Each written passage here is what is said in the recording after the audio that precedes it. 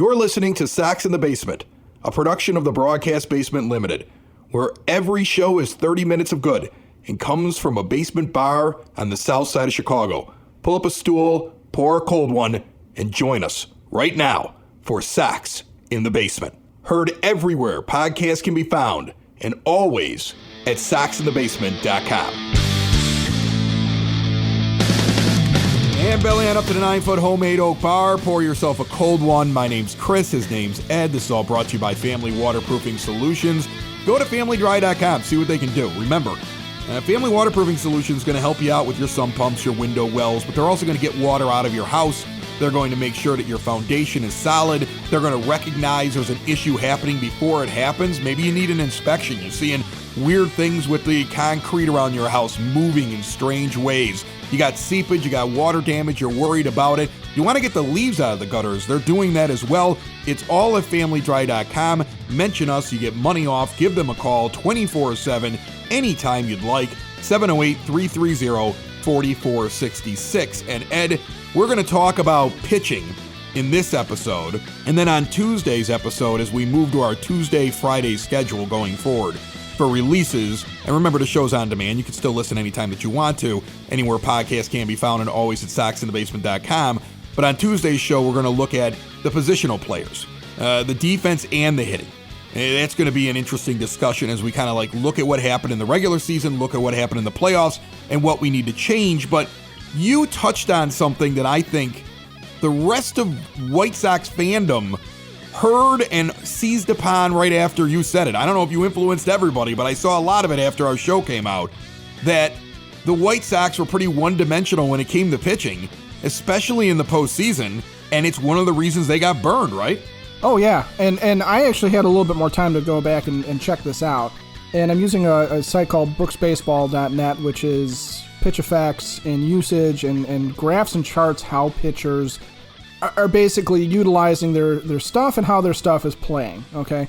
And what you started to see kind of up and down the board is that where pitchers were experimenting in much of the season, June, July, into August, you had starters like, Dylan Cease was using a changeup, and his changeup all but went away at the end of the year. And Lance Lynn really started relying on his cutter and started relying on his four-seamer and kind of went away from being a sinker baller towards the end of the year. There's some guys like Michael Kopech who are never anything other than two-pitch pitchers, where he was basically fastball slider the entire season. And when he did, you can tell where he was in the starting rotation because you did see some changeups or curveballs or some third pitch that he's trying out. But by and large, it was heat, it was slider for him. And that was just kind of up and down the board. Guys went away from pitches, or in the playoffs, they went back to their bread and butter. And Lucas Giolito was the one for the playoff situation that really ended up being the one that I glommed onto, because for him, his slider towards the end of the season had become a much bigger pitch for him. He was getting good whiff rates off of it. He was, getting good swing percentages off of it. But you look at that game that he pitched in game 2, and the slider usage is way down. So he had just gone fastball change, which is his bread and butter. Those are his two strongest pitches. But the problem is for a lot of these guys too, because they were so one note at the end of the year, they're all tiring out, right? Oh, yeah. So as I'm looking at batting averages against their best pitches, you can see almost across the board the batting averages are going up, the slugging percentage is going up. And all it was that, and the movement's going down in some situations. Velocity is actually pretty steady for most of the guys, but they're just not getting good control. They're not as sharp. The pitches aren't as good. So it becomes, one, much easier to guess when you don't have to respect a third pitch off of a reliever or off of a starter. And two, well, frankly, if the stuff's not as good towards the end of a long season, if you don't have that something, that changeup, that curve, something else that you can get over and that guys have to respect at the plate, you're going to see what happens, right? The guys are going to start teeing off on it. And unless you're Liam Hendricks, who is one of the most consistent guys, or Ronaldo Lopez, who is remarkably consistent with his stuff all the way across too, you're going to suffer at the end. And it's just sort of infuriating to watch and look at this and study this and say that it's got to be a team-wide thing. It's got to be something either with Yaz calling games or with Ethan Katz and the rest of the management game planning or something. But they just sort of fell into a pattern, and it's I think that's problematic for them going forward, especially because while they were doing this, a guy who actually changed his arsenal got better, and that was Aaron Bummer, who started using a cutter more often and started using less of his sinker and became more of a cutter slider guy.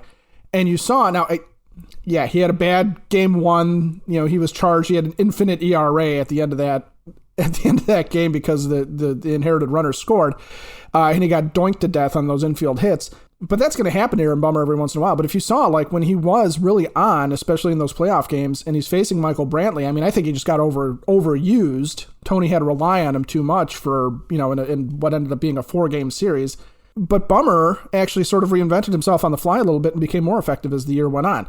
So there's something to be said about this. And I don't know if there's a pitcher you can sign or trade for that's going to cause that situation to be updated, but certainly it's something I think that as Sox fans, we're going to have to watch that going into next season and see if they break that streak. And unfortunately, maybe something where we see it at the start of the season where they're tinkering with new pitches and getting some success with them, but then at the end of the year, they go back to trying to overpower guys, and it's not going to work out well again. Yeah, a lot of people are talking about the pitching. I heard Steve Stone on The Score with a guy that I would still love to have on this show at some point. He's like my favorite guy on The Score. I think he's the best one on there, Lawrence Holmes.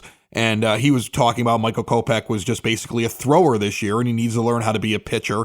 There were guys who had success on this team that you don't know if you're bringing back. Like Ryan Tepera was the one guy that really kind of found a way to get hitters out in the postseason. He was the most consistent, or one of the most consistent, that was able to go out there and just do what he wanted to do with Astros hitters for the most part, and he's going to be a free agent. So I want to break down all these different things that could happen in the offseason. Who do you want to keep? Who do you want to move? Do you want to change a bunch of things around on this team? I look at this team and I think to myself, Rick Hahn built something from nothing, basically. We had a team that needed to be torn down. You had to go through a rebuild. You now built up this base, which means they're a competitive team with a lot of guys signed long-term, and you now have a base of which you can build a champion off of. But now you might need to move some guys. You might need to make a trade here or there. You might need to make another signing. There are things that might need to be changed within the team to unlock the championship that you want eventually. And I think that's the thing I'm looking at. Here's the thing. First off, we learned a really weird, interesting tidbit on Thursday from Jerry Reinsdorf mouthpiece, Bob Nightingale of USA Today. Bob seems to get all of his information straight from Jerry. I think if you're paying attention, I mean, that's my assumption. That's the assumption of an awful lot of other people that watch the team. And in the middle of trying to say, especially after Mike Schilt was fired by the Cardinals, and everybody was like, oh, La Russa to the Cardinals, he went right out there and immediately said, no. Not only is Tony staying, but it's a 3-year deal. So if you thought for a moment that this was like a 1-year trial, and think of how silly that is, Ed. That's the most absurd thing. He had been out of baseball for 10 years. He's 77 years old. The team knows, at least we assume, about the issue that he had with the DUI and that it could be egg in their face, and they gave him a 3-year deal. Now, to this point, you can't say it's a negative. You can't say it's a positive. I still think the jury's out on him. Like I said before, he didn't lose this series. He just lost game 2 for this team. I don't think that actually loses the series when you look at the overall work that they had in the postseason. But Tony's back next year. You would assume that they're going to give the coaching staff all another shot to do this. So in reality, these are going to be personnel moves. So we kind of have to take a look here and say, who would you keep? Who would you get rid of? I'll tell you right now, I've got my pipe dream. You want to hear it? You want to know what my pipe dream is? I would love to hear your pipe dream. Here's my pipe dream right now. And it's a complete pipe dream. Cesar Hernandez, fire him into the sun. Don't give him his option. He's gone. That's $6 million. Get rid of Craig Kimbrel's money. Either Dave Dombrowski with the Phillies has already had a little discussion on the phone with Rick Hahn. He's like, you pick up the option, you trade him to me, I give you this guy. Or just get rid of him and save the money. You give him a $1 million buyout, you get $15 million more that you can play with because you assumed you were going to keep him Rick Hahn said it after the trade. This is a long-term thing. We're holding on to this guy. We're spending that money next year, that $16 million. And then if you can move Dallas Keuchel in the last year that you're stuck with him, if you don't want him, if you don't think he's the right guy, if you don't think he's going to rebound, there's $18 million that comes off the books if you're able to deal him. And if you pay like only 20% of it, let's say you pick up a little bit of the cash, you can still take enough off in which you could pay the salaries in 2021 for Kevin Gausman, who I got the idea right away after you talked about the diversity of pitching. He throws 5 different pitches. Yeah. He's that guy that throws the splitter. He's got all these different pitches that you kind of described in the last show. And I was like, can I find a guy like that that's out there next year? That's a guy who could be out there next year in the open market that you could try to go after. And then Marcus Semien, he made $18 million last year. He could be your second baseman. You could take that money and immediately get those 2 guys in free agency. Now, that's a complete pipe dream. That's in a vacuum. It's going to be hard to be able to pull off. Other teams want those guys. But if you want to be a champion, you better be in the discussion. You better be, kicking the tires on deals like that. You can't walk back out there with what you had last year, I think, and win a title.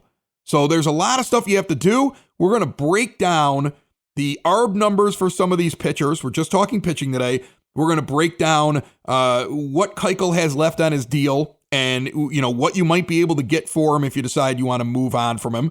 We're going to break down who could probably be in the starting rotation next year. I mean, did Reynaldo Lopez do good enough that you would think about putting him in the rotation? There's so much to talk about. This is Sox in the Basement, found everywhere podcasts can be found and always at soxinthebasement.com. I get muscle aches all the time. I've gone from being able to do whatever I want to and not feeling any pain to basically getting pain for any kind of physical activity. Good news, there's a local family-owned Southside business that provides a CBD topical that will not break the bank. Creaky Bone Balm offers concentrated relief for creaky bones. It is an effective hemp-based CBD in a rejuvenating balm. And guess what? It's made in small batches, always free of preservatives, and all natural ingredients. It's great for muscle aches, tension, inflammation, joint pain. You can even use it for skin ailments like burns and dry, cracked skin. Right now, go to creakybone.com and use the promo code BASEMENT. Get 20% off your order. And now check out the new 2,500 milligram balm with reduced pricing on their classic balms right now at creakybone.com.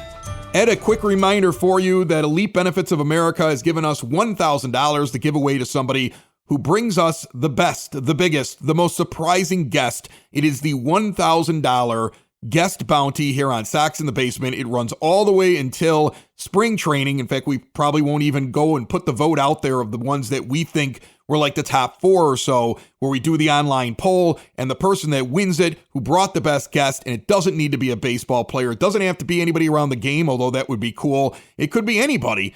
Bring in that guest, get them on the show. You could win $1,000, all brought to you by Elite Benefits of America. They help small and mid-sized companies set up insurance policies that cost an awful lot less in dollars and protects your employees. Be the employer of choice. Go to elitebenefits.net or call Butch Seymour at 708-535-3006. So here's the big question that I got to ask you.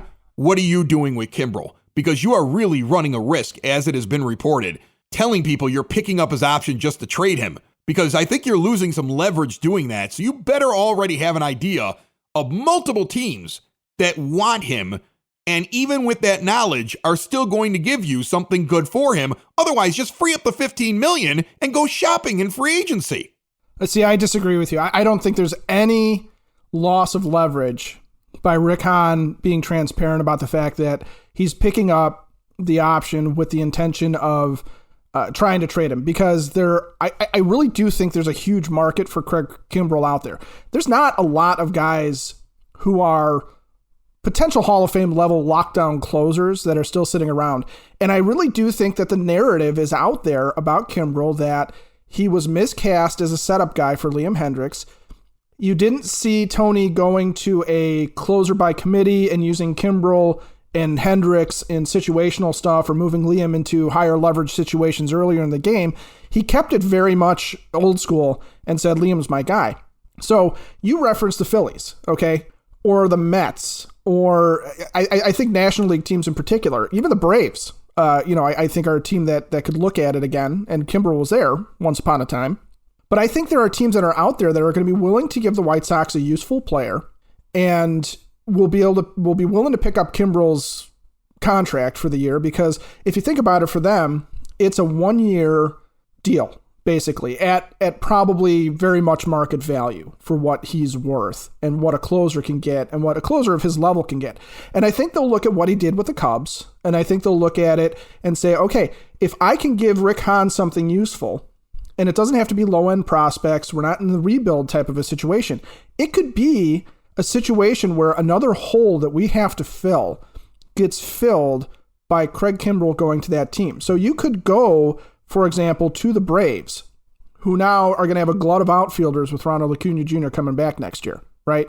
Or seemingly have starting pitching that's out there, or relievers, middle relievers, things like that are good.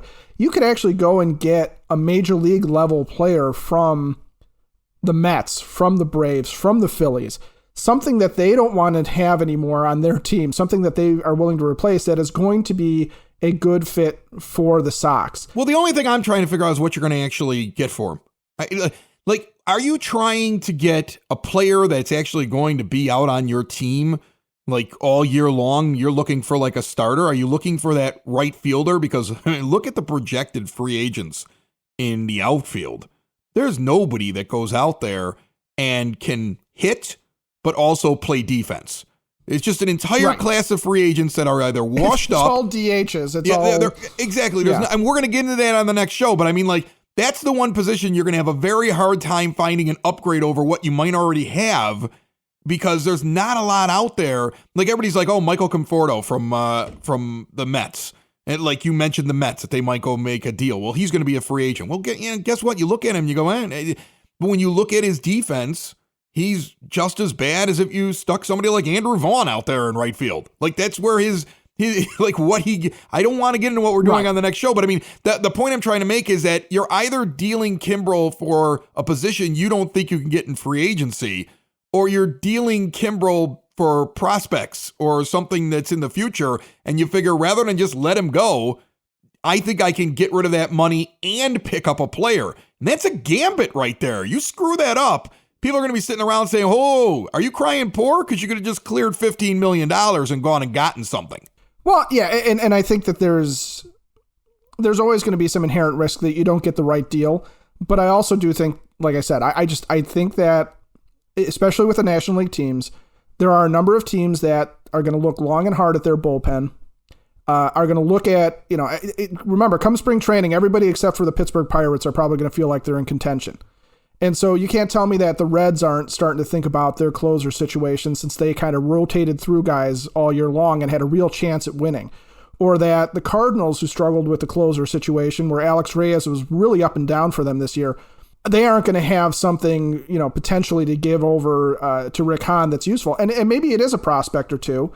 And that goes into, the idea that as you get better, you're not going to get those high-end draft picks. So maybe you are trying to pluck good prospects from other organizations, especially if it's something where someone is held back. But I think with Kimbrel, and I think with Keuchel too, if you want to talk about Dallas Keuchel right now as another high-priced veteran whose salary you would like to move. And let me just tell everybody real quick, Dallas Keuchel, because a lot of people have been trying to remember what his contract is, $18 million next year.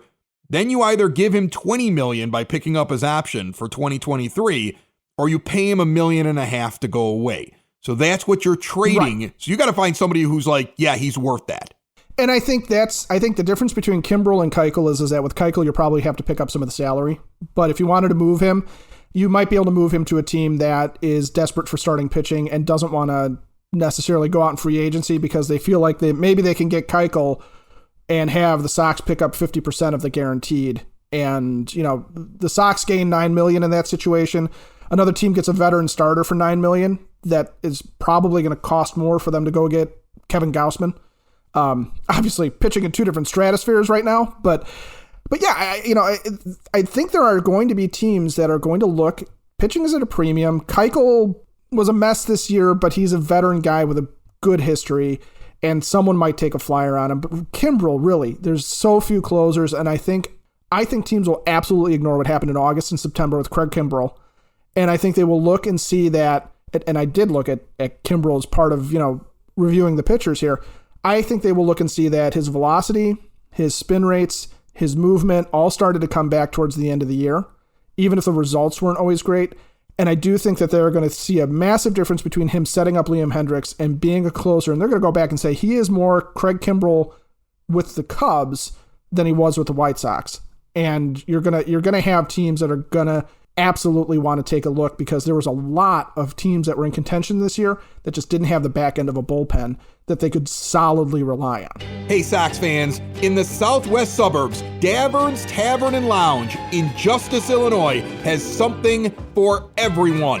Located at 8527 West 79th Street, they have this large back party room to host an event for up to 150 people. They have a massive outdoor beer garden, horseshoes, cornhole. In fact, they host the Midwest largest blind draw bags tournament every Monday night with a major and minor league. All skill levels are welcome to Man Cave Mondays, and live music with DJs on the weekends. Chicago Bears fans, there's free food during all Bears games, and Davern's is a White Sox bar.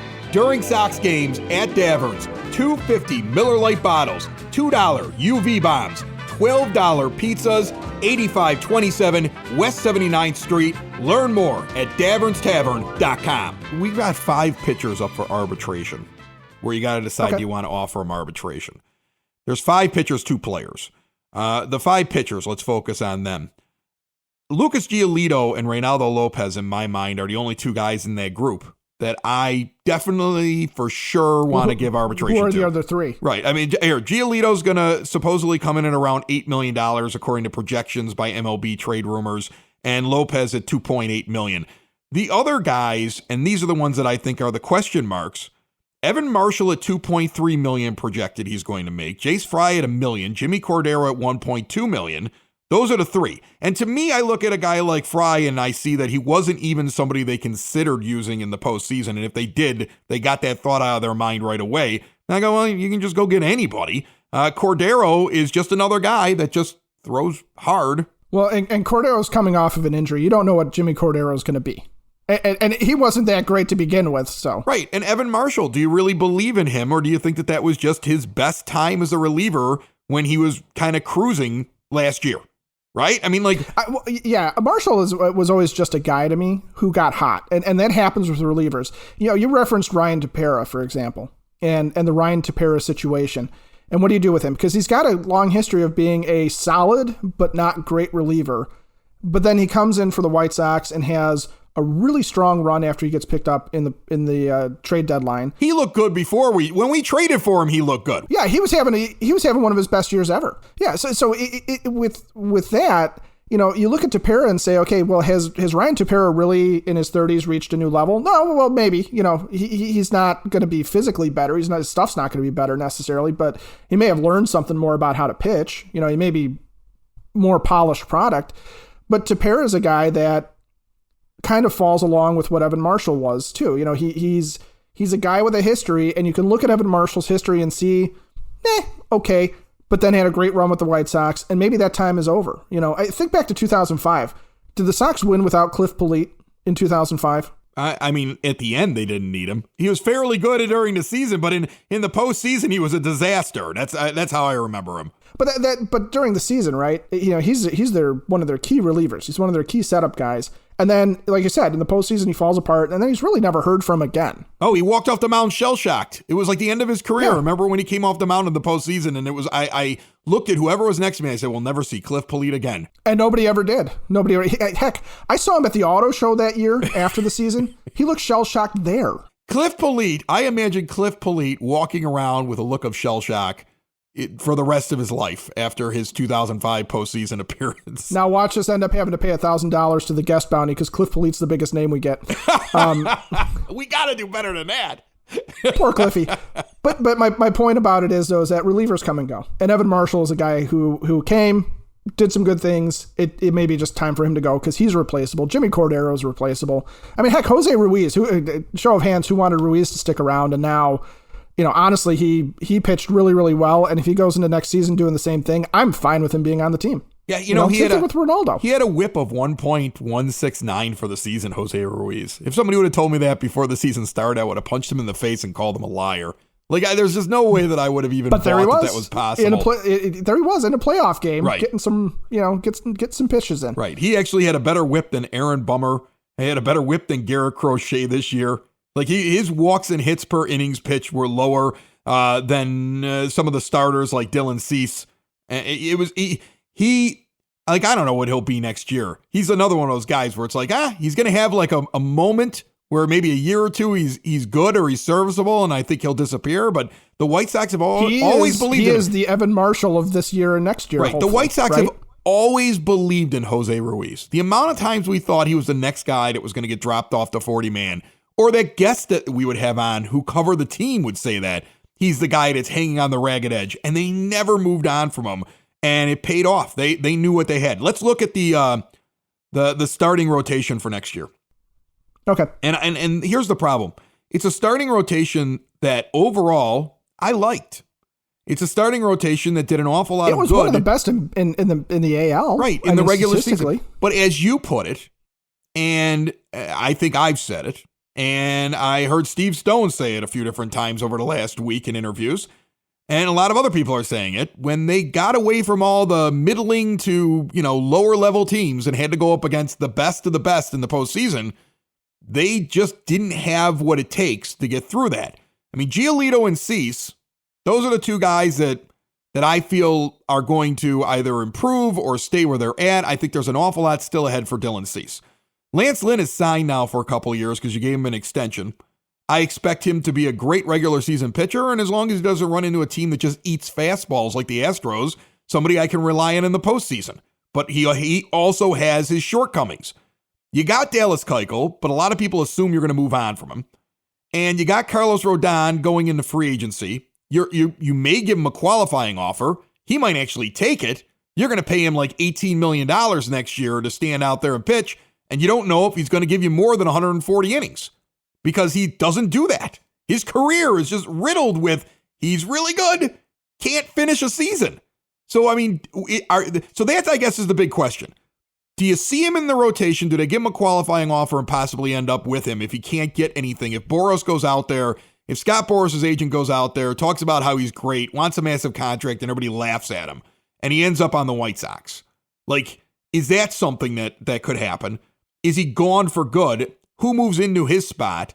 Who moves in the Keuchel spot? Is there anybody in this, is Kopech automatically a starter if he's still a thrower?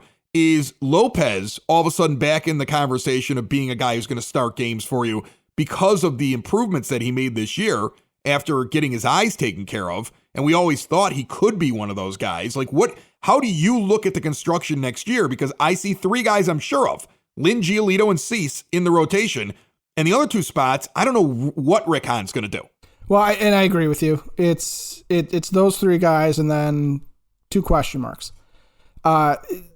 Taking Dallas Keuchel out of the equation for just a second and focusing on Carlos Rodon, I don't think that there's much of a chance that the Sox retain him just on the qualifying offer. I think a team is going to give him an opportunity out there. He showed a lot this year in terms of his overall production. I think there's an injury history there that is still a question mark.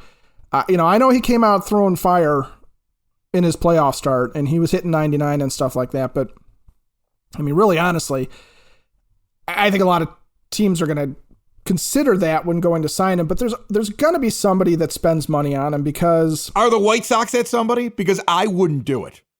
That's the funny thing. Like, I love what Carlos did. I know he's a draftee. I felt tingles out there when I watched him in Game 4 in the early part of that game. I wanted so much good for him. And yet I still go to myself, do you really want, when you're trying to win a championship, to rely on a guy that has never been able, really to get through a season? Like, do you want to run into the same problem next year? Do you want to all of a sudden have him come off the mound in July of next year and he's got some issue? Like, he only pitched 132 innings this year. And I think his high for his career is 160. And true, nobody on this team pitched 200 innings. Giolito's 178 and change, Cease at 165, Keuchel at 162, Lynn was only 157. But all those guys kind of were slowed down because they came off of a shortened season last year. Rodon is more likely than any of them to still have another very short, low inning year next year just because of his history before a pandemic shortened season. And I'm just not sure if you want to get into a bidding war where you spend a bunch of capital that you might be able to use somewhere else because you have other deficiencies on this team. Well, and that's the problem is looking at Carlos Rodon's entire body of work for this season. He had the no-hitter. He had these wonderful moments. He sort of started to feel like he was reaching his potential that he had. But again, still doesn't touch 200 innings. He's not necessarily an ace-level guy in that regard, where he's going to be a huge innings eater. But, for the White Sox purposes, I think he becomes a bad fit primarily because he's yet another guy that is reliant on going hard at teams. And so you are, again, perpetuating this thing. And I think velocity is something that has gone from being at a premium to really something that I don't know that the Sox need to worry about too much with the starting rotation. I would almost rather spend money on Kevin Gausman, like you said. And I don't love Gausman as a pitcher. I don't think somebody like him. We're picking his name out because he's one of these guys that's going to be available. We know had a great season and also can throw a myriad of pitches. And that was the thing that we talked about on last episode and this episode, that the White Sox have to be able to do better. And you're right. You already know you're gonna have Giolito around. You're gonna have Cease around. You got Lynn, who throws 3 different kinds of fastballs. Do you really need another guy who's kind of one-dimensional in how he goes out and attacks guys too? Yeah, and especially at the price that he's going to cost, because again, he's a guy who's under 30, and so I'll pick on the Mets because I feel like they're the team that gets suckered into these things sometimes. James McCann, just saying.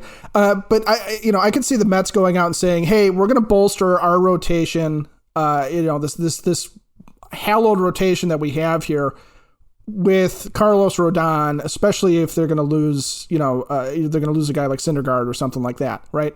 So." There are going to be teams that are going to bid for him. If I'm the White Sox, I don't know that I go hard at bidding for Carlos Rodon, because what you're really looking for is I think, somebody who is going to help eat innings to alleviate the idea that Lance Lynn in the back end of his career needs to be a huge innings eater, especially if he's going to tire out for the playoffs and you're going to rely on him, or that Giolito needs to hit 200 innings. Because these guys aren't Mark Burley where they're going out there and just sort of free and easy throwing. These are effort guys. And towards the end of the year, Lynn's knee started to bark at him, and Giolito, just sort of lost a little bit of effectiveness. And it's going to happen that way. So I would almost, it sounds weird, but I'd like to see a Dallas Keuchel-type in there. Are we being crazy getting rid of Keuchel when he could just rebound and be good again next year? Like, are we all just overreacting? Like, that's what I keep wondering, because I want to, you keep bringing up like a guy like Dallas Keuchel. You said in the last episode, and I'm sitting there thinking to myself, like, but we got a guy like Dallas Keuchel. His name's Dallas Keuchel. Yeah, we have a Dallas Keuchel-like guy who's sitting there. His name happens to be Dallas Keuchel. Right, like maybe Keuchel should have been on the roster. Like maybe things are different with a guy like him against the Astros. But everybody, including the White Sox, were wrong, possibly, with not having him in the rotation. It would have seemed crazy, but now when you see how they matched up and how everybody else out there was overpumped and overthrowing, a guy like him might have sat there and said, yeah, I'm going to do this. I'm going to be crafty. And it might have actually worked. Sox in the basement. Sox in the basement. Sox in the basement. Sox in the Basement. Heard everywhere podcasts can be found, and always on soxinthebasement.com.